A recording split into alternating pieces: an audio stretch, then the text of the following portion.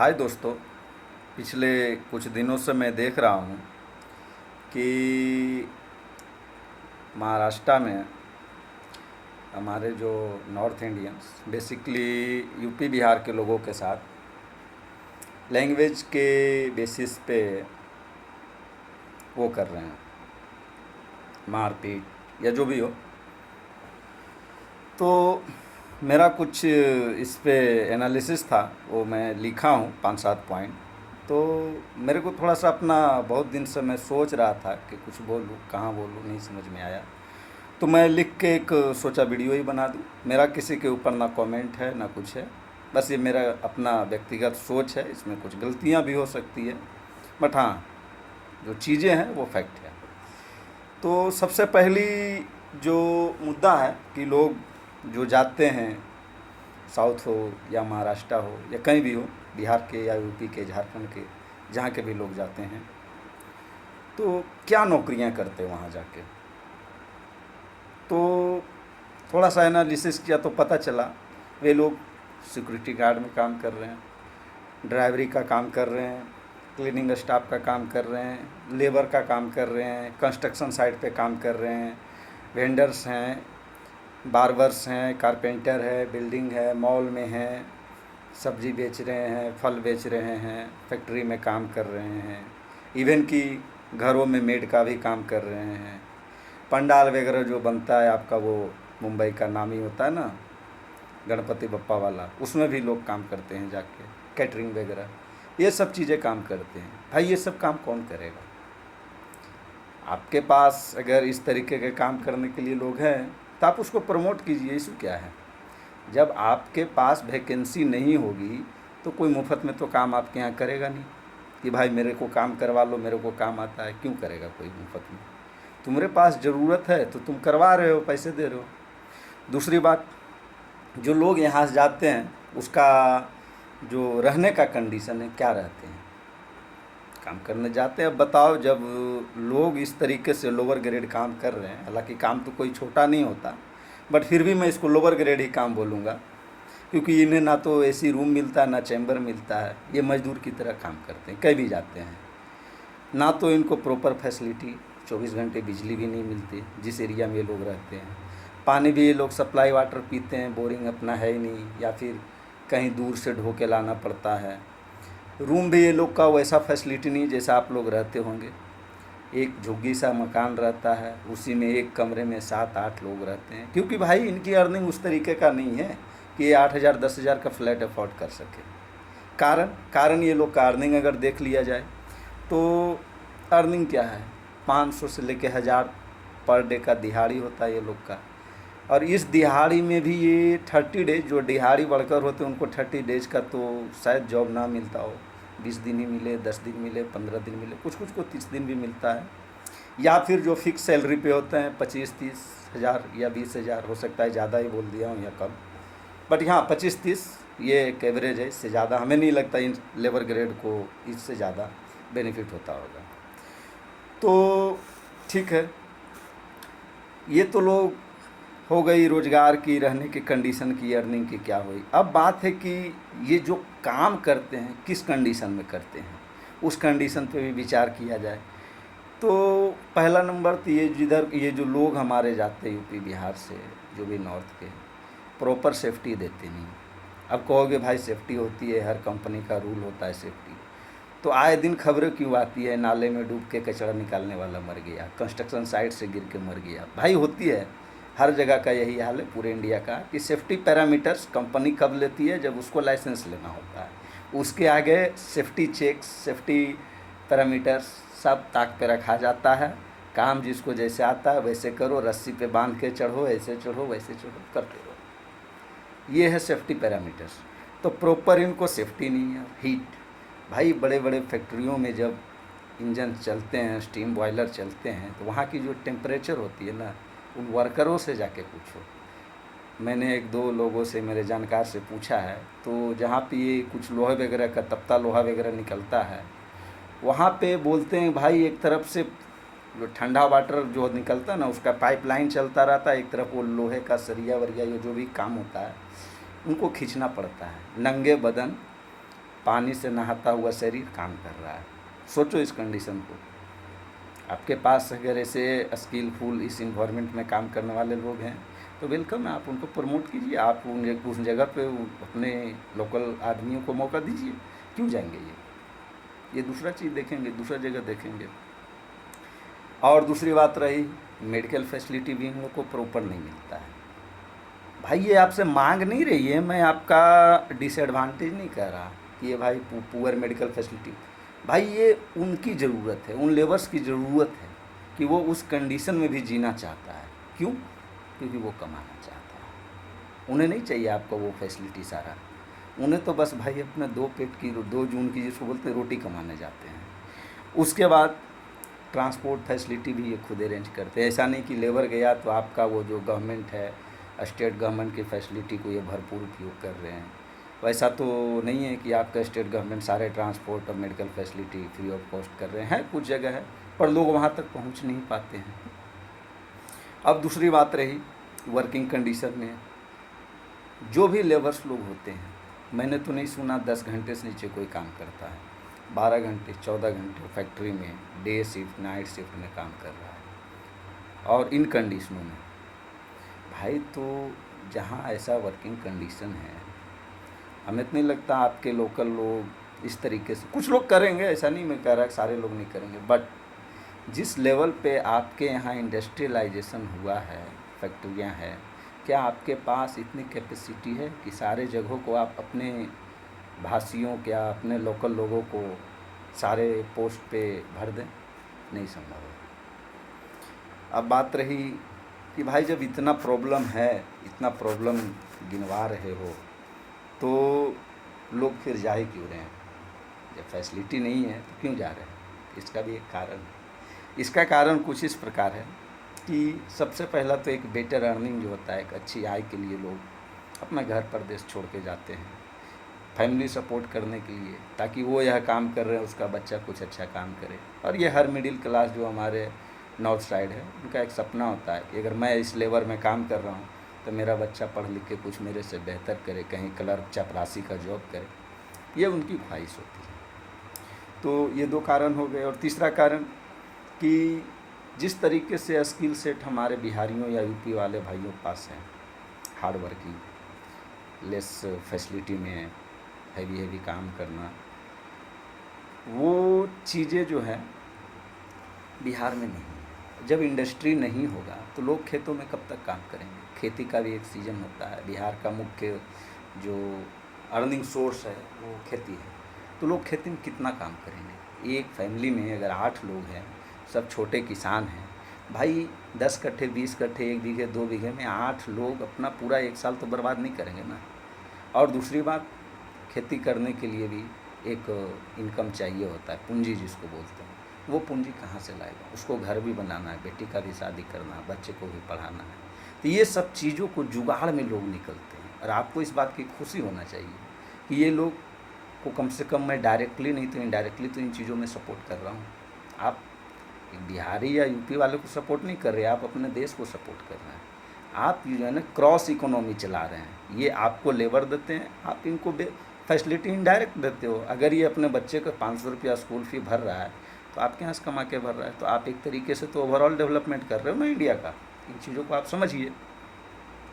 और दूसरी बात रही कि हमारे बिहार में थोड़ा सा एक इशू ये भी है कि जो स्किल्स होते हैं, लोगों के पास जो कार्य कौशल होता है वो यूज नहीं कर पाते। कारण भाई एक बहुत बढ़िया बैट्समैन है तो उसको फुटबॉल के ग्राउंड में था आप जज नहीं कर सकते ना। अब बताओ, एक बहुत अच्छा कारपेंटर है और एक अपार्टमेंट बनाने के लिए एक अच्छे कारपेंटर की ज़रूरत है, तो वो कहाँ जाएगा? भाई तो कोई पॉश एरिया मिलेगा, वहीं जाके काम करेगा ना, अपना स्किल दिखाएगा। तो भाई यही है कि लोग एक बेहतर स्किल सेट को यूज करने के लिए, बेहतर अर्निंग के लिए अच्छी जगह जाते हैं। आप लोग भी, मुंबई वाले, दिल्ली वाले जो भी हैं, एक अपने लेवल के बाद क्या होते हैं, ये भी जा रहे हैं फॉरेन में इन्वेस्टमेंट कर रहे हैं। क्यों कर रहे हैं? इंडिया में जगह नहीं है क्या इन्वेस्टमेंट? वो भाई अपना बेटरमेंट चाहते हैं, तो आप अपने बेटरमेंट के लिए चले गए दूसरे कंट्री, और इंडिया में जो लोग हैं वो एक दूसरे स्टेट भी ना जा सके, तो ये तो नाइंसाफ़ी है भाई। ऐसा तो नहीं होना चाहिए। तो ये सब कुछ बातें हैं और भी पॉइंट्स हैं, मैंने लिख कर रखे हैं, बताता हूँ। अब सबसे बड़ा मुद्दा आया, चलो भाई ये तो काम कर रहे हैं, तो इसमें अब लैंग्वेज का इशू बन गया। अब बताओ काम करने में कौन सा लैंग्वेज का इशू भाई? मेरे को अब बताओ, ये लकड़ी छीलना है, कारपेंटरी का काम करना है, तो भाई मेरे को शेप साइज बताओ। 2 सेंटीमीटर अगर नापना हो तो अंग्रेजी में कैसे नापेंगे, हिंदी में कैसे नापेंगे, बांग्ला में कैसे नापेंगे, या फिर गुजराती, कन्नड़ा, मराठी में कैसे नापेंगे? भाई मेजरमेंट तो वही रहेगा ना, वो बदलेगा नहीं, लैंग्वेज के हिसाब से नहीं बदलते हैं। काम का कोई भाषा नहीं होता है। अगर कोई जूता सी रहा है तो को बोलोगे कि मराठी में सियो या गुजराती में सियो, हिंदी में सियो, बांग्ला में सियो, कन्नड़ा में सियो, ये तो तुक नहीं बनता। काम का अपना लैंग्वेज होता है भाई। हुनर है तो होगा, लैंग्वेज कुछ भी हो नहीं। तो फिर आज जो विदेशों में लोग जा रहे हैं, इंडिया वाले या पाकिस्तान या बांग्लादेश, बहुत से लोग जाते हैं, तो भाई वो अपना लैंग्वेज के लिए थोड़ी वहाँ जाते हैं।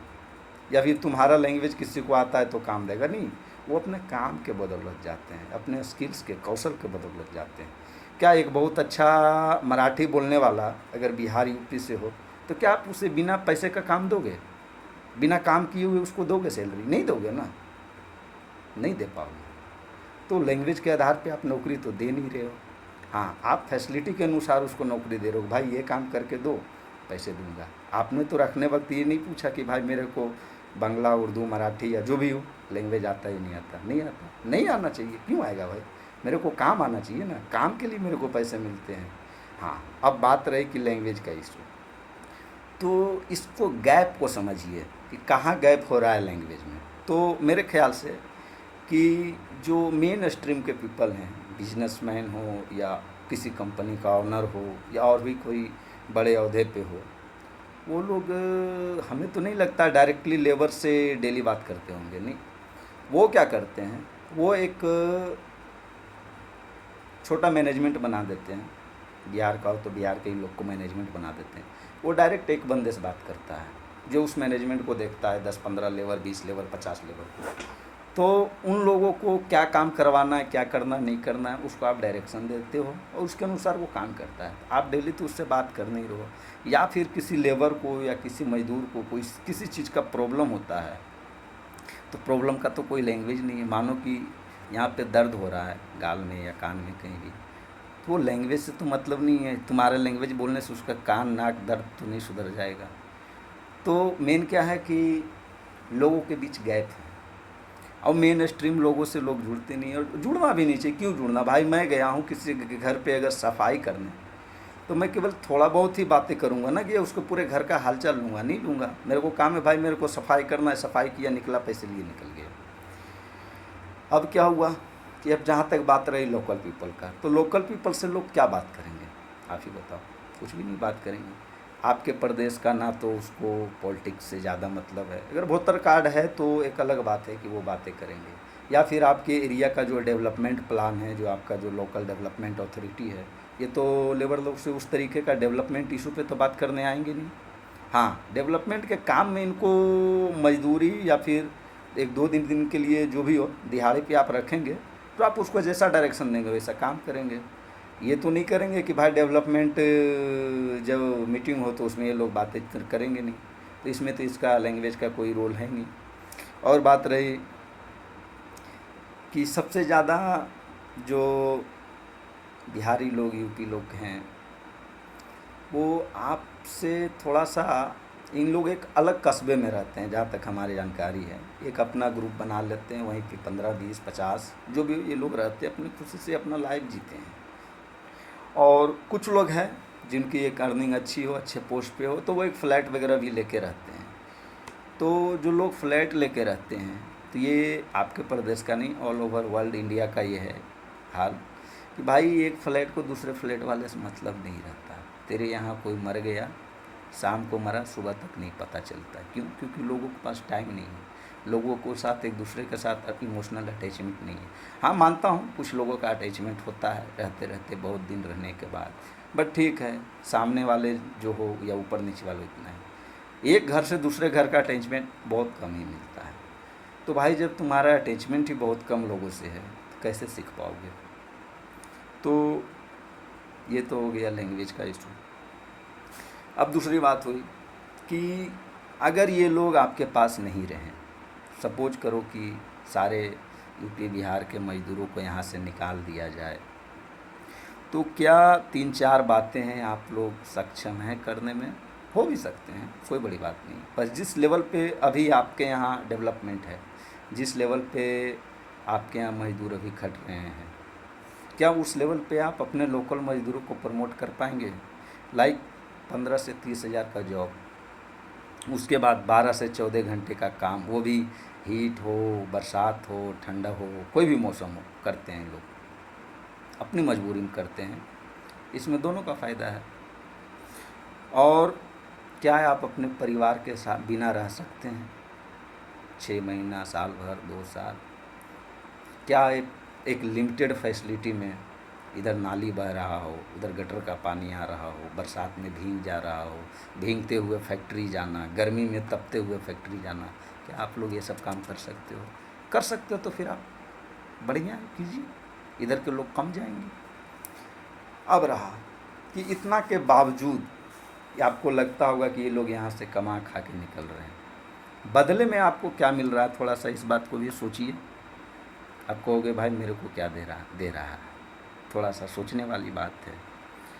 अब देखिए, ये जो लोग हैं, एक तो एक अच्छे वर्कर होते हैं, किसी भी क्षेत्र में हो, हार्ड वर्किंग में हो, सॉफ्ट वर्किंग में हो, स्किलफुल लेबर हो, कम पैसे पे आपके यहाँ काम करते हैं।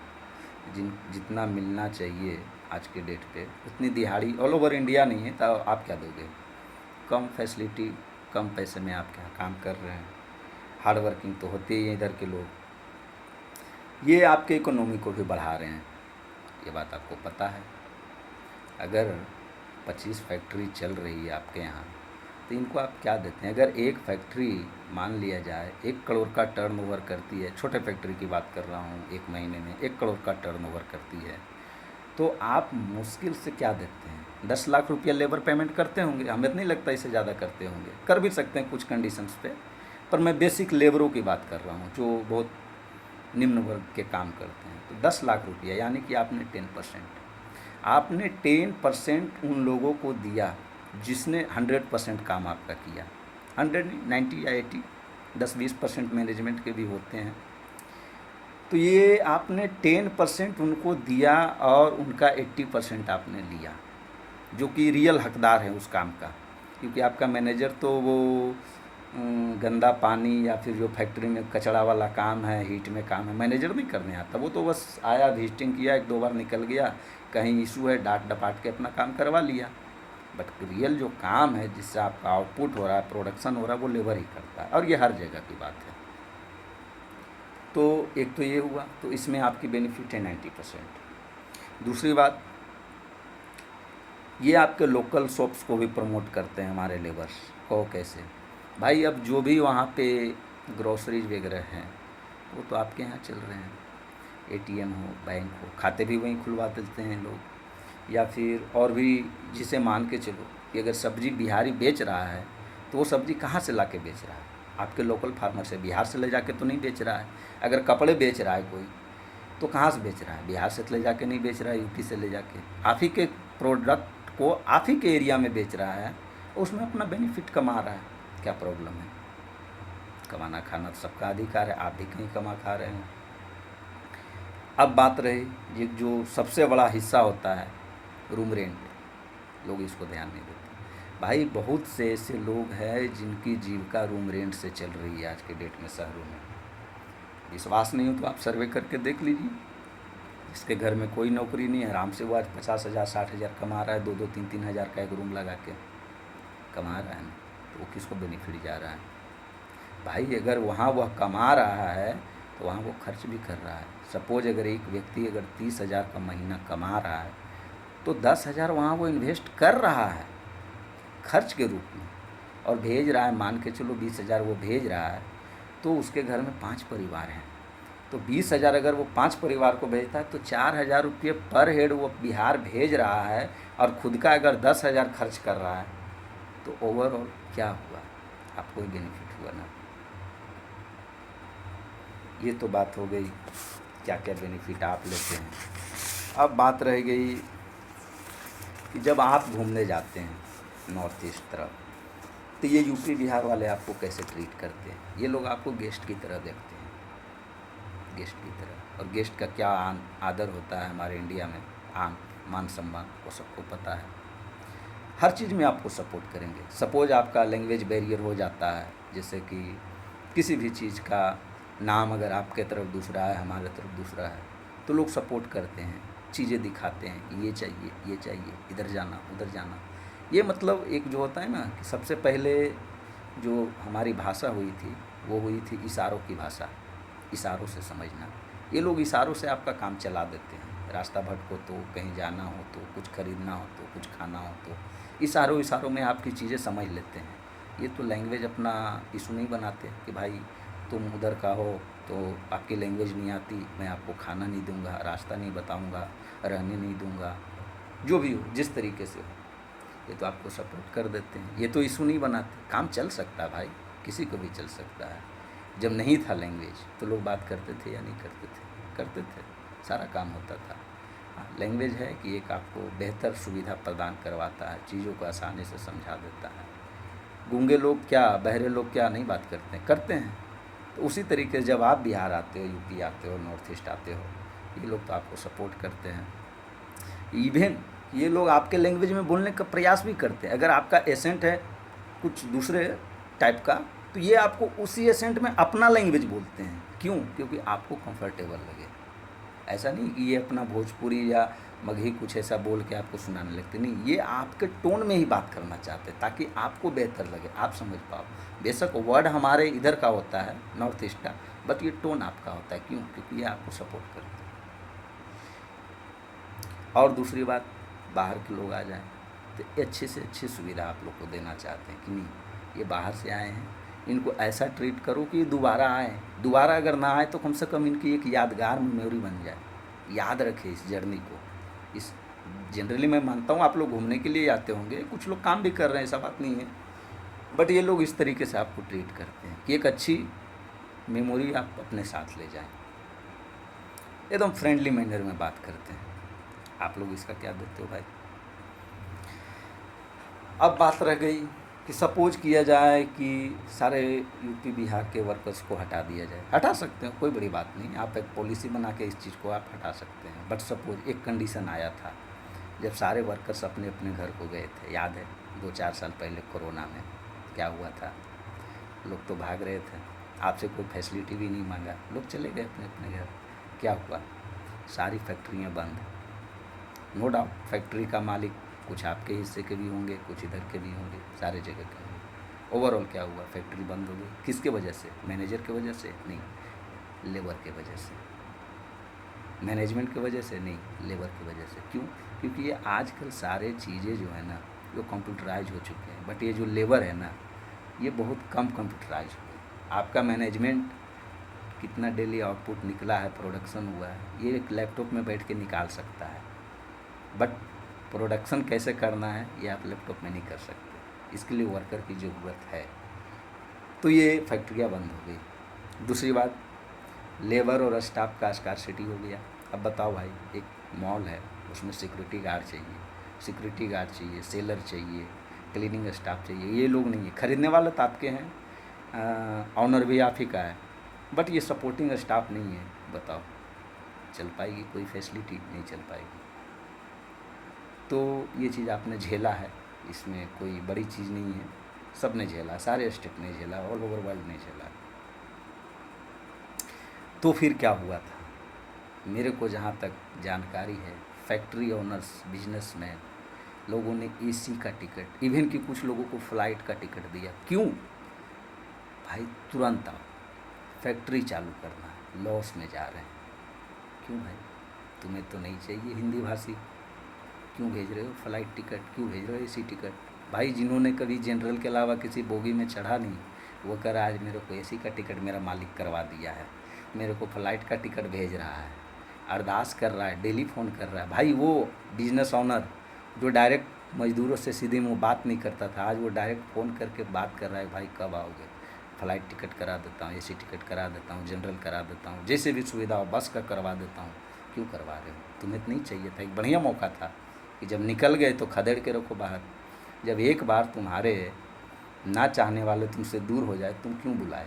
तुम ही ने बुलाए ना। हाँ, कुछ लोग गए, अपनी मजबूरी में गए, पर सबसे पहला प्रयास तुम ही लोग ने किया था कि भाई आ जाओ, काम चालू करना है। भाई उस समय तो मज़ा लगा क्योंकि तुम घाटे में थे। अब बताओ, सोचो उस रूम रेंटर के बारे में जिसका 50 कमरा हो, 2-2 हज़ार का ही अगर रेंट आ रहा है, 1 लाख का रेंट है। अगर वो मानो 2 साल खड़ा रह गया, क्या हुआ? अर्निंग जीरो हुआ? किसका हुआ? भाई बिहार जो आए लोग बैठे नहीं थे, वो अपने खेत में काम कर रहे थे, जिसकी जो स्किल्स थी वो यूज कर रहा था। बहुत से लोग तो ऐसे थे कि जिसने अपना स्किल्स बाहर यूज कर रहा था, घर पे आके अपना छोटा मोटा धंधा दे दिया, जो गाड़ी बना रहा था, जो बिल्डिंग कर रहा था, या जो और कोई काम कर रहा था, टेंट पंडाल डीजे फीजे, बहुत सा वो आज बिहार में छोटे मोटे काम बहुत सा खुल गया। क्यों? क्योंकि लोगों ने झेला कि जब कुदरत का मार पड़ता है तो कोई बचाने वाला नहीं रहता है। जहाँ का तहाँ फंस गया। लोगों को समझ में आया कि फैमिली से दूर रहना क्या होता है, फैमिली का इम्पोर्टेंस क्या होता है। उस समय वो लोग समझे, वो लोग जाना नहीं चाहे, कुछ लोग रुक गए तो क्या हुआ? आप जब नए लेबर को ट्रेंड करोगे, टाइम किसका जाएगा? आपका जाएगा। पैसा किसका जाएगा? आपका जाएगा। सोचो। अब फिर क्या हुआ? डोर स्टेप सर्विस मिलते थे आप लोग को, सब्जी वाला रूम के नीचे आ गया, आवाज़ लगा रहा है, आपने आकर सब्जी खरीद ली। या और भी बहुत से लोग, कुरियर वाले जो भी हैं, छोटे मोटे रोजगार वाले, ऑटो वाले, अब आपको खुद चल के मार्केट जाना पड़ा। आपके मेड जो घर में खाना बना रहे थे, पोछा लगा रहे थे, सारे लोग चले गए। किसने तकलीफ़ उठाया? मानता हूँ सारे लोग खाना बनाना जानते हैं, बट वो एक फैसिलिटी आप ले तो रहे थे ना। जब फैसिलिटी आप ले रहे थे तो उसका तो आपको इशू हो गया, आपको ज़रूरत पड़ गई। तो ये सब चीज़ें सोचना तो पड़ेगा कि भाई अगर हम भगा रहे हैं भाषा के नाम पे, तो ये सब काम कौन करेगा दोबारा? अब बात रह गई कि अब आपको प्रॉब्लम किसके साथ नहीं होता है।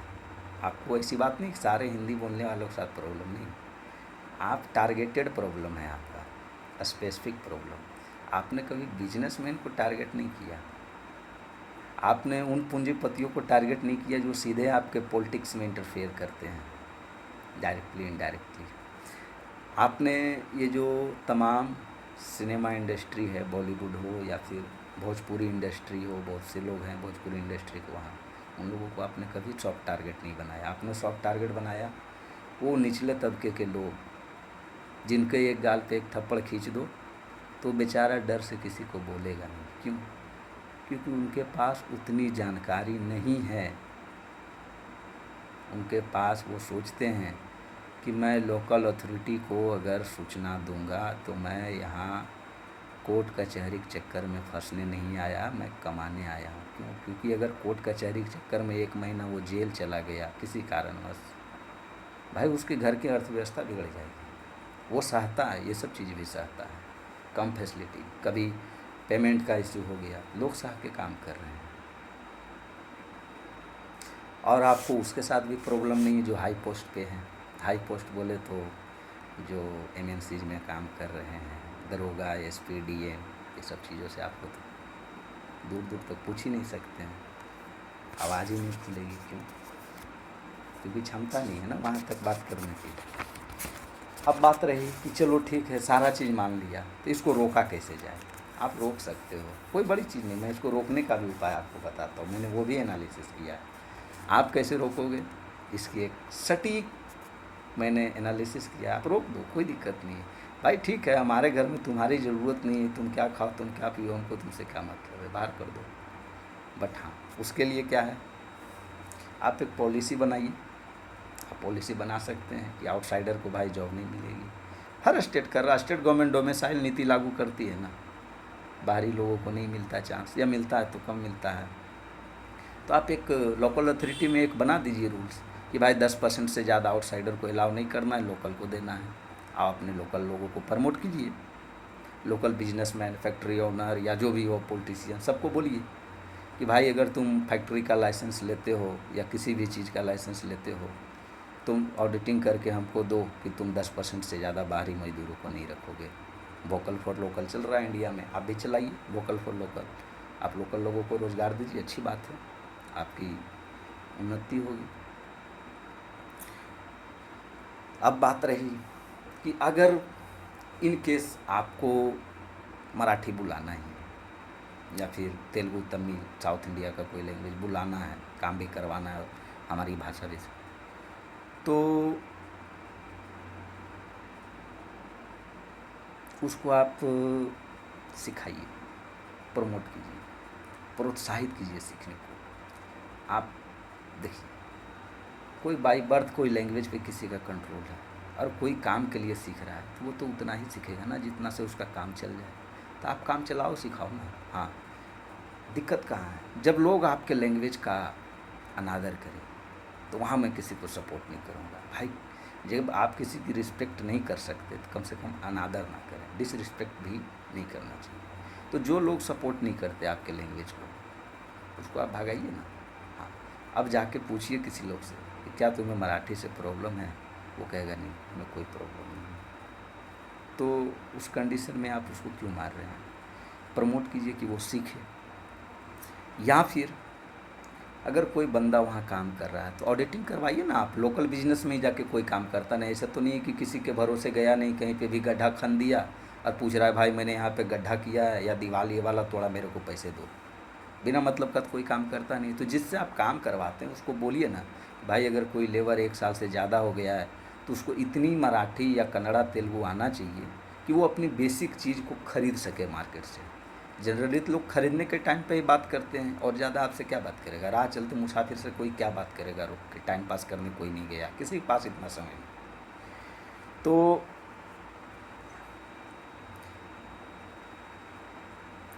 एक चीज़ और है कि आप अपने लैंग्वेज को प्रमोट कीजिए ना। बहुत से पॉलिसी बनाए जा सकते हैं कि भाई जो मराठी सीखेगा, जिसका मराठी अच्छा रहेगा, उसको अलाउंस मिलेंगे, भाई एक्स्ट्रा मिलेगा, बेनिफिट मिलेगा। क्यों नहीं सीखेगा लोग? पैसे के लिए तो लोग बन रहे हैं, ट्रांसलेटर बन रहे हैं ना, गाइड बन रहे हैं। क्यों को बन रहे हैं? वो तो लैंग्वेज सीखा। क्यों सीखा? चाह में कि इसमें हमारा कैरियर है। तो आप तो प्रमोट करने के लिए कुछ किए नहीं, उल्टा मार रहे हैं। भाई आप प्रमोट तो करके देखो। आप बोलो ना कि पर डे के हिसाब से 100 रुपये एक्स्ट्रा मिलेंगे जो मराठी बोलने का प्रयास करेगा, जो फुल्ली मराठी बोलेगा। उसको किसी का 500 बेसिक पर डे का हिसाब से सैलरी मिल रहा है, उसको मैं 600 दूंगा जो मराठी में बात करेगा। बाहरी लोग क्यों नहीं सीखेगा भाई? बिल्कुल सीखेगा। या फिर आप अपने फैक्ट्री में मराठी लेबर को भी रखिए और हिंदी भाषी को भी रखिए। मराठी को आप 600 पेमेंट दीजिए और हिंदी भाषी को दीजिए 500 पेमेंट। देखना 1 महीने के अंदर वो 600 बोलने लगेगा। बिल्कुल भाई, हर जगह है ना कि चाह में राह है, चाहेगा तभी सीख पाएगा। आप प्रमोट नहीं कर रहे हैं, पीट रहे हैं। और दूसरी बात होगी कि आपके लैंग्वेज को लोग सीख नहीं पा रहे हैं काम करते हुए भी। तो भाई लैंग्वेज सीखने के लिए तो बहुत से लोग पंजाब नहीं गए, हरियाणा नहीं गए, राजस्थान नहीं गए, गुजरात नहीं गए। पर आपको सबसे ज़्यादा पता होना चाहिए, पंजाबी गाने सबसे ज़्यादा सुने जाते हैं इंडिया में। हिंदी के बाद अगर कोई गाना हो तो नेशन वाइज तो हमें तो नहीं लगता पंजाबी के और हरियाणवी के अलावा कोई सुनता होगा। पंजाबी ज़्यादा। पंजाबी लोग क्यों सुन रहे हैं? मानता हूँ सारे लिरिक्स को वो समझ नहीं पा रहे हैं, फिर भी लोग सुनते हैं। एक लेबर क्लास भी पंजाबी सुन रहा है। क्यों? क्योंकि भाई उसने अपने लैंग्वेज को इस काबिल बनाया। आप नहीं बना पाए, ये आपकी मजबूरी है। आखिर पर सारे लोग तो पंजाब जा काम नहीं कर रहे हैं। फिर भी आप पूछो तो पंजाब के 2-4 वर्ड तो लोग बता ही देंगे, कित्थे, इत्थे, ये सब चीज़ें। तो भाई इन लोगों को जो चीज़ें अच्छी लगी उन्होंने लिया। आपकी चीज़ें ख़राब नहीं, बेहतर है, बट आप उसको तरीके से लाइए।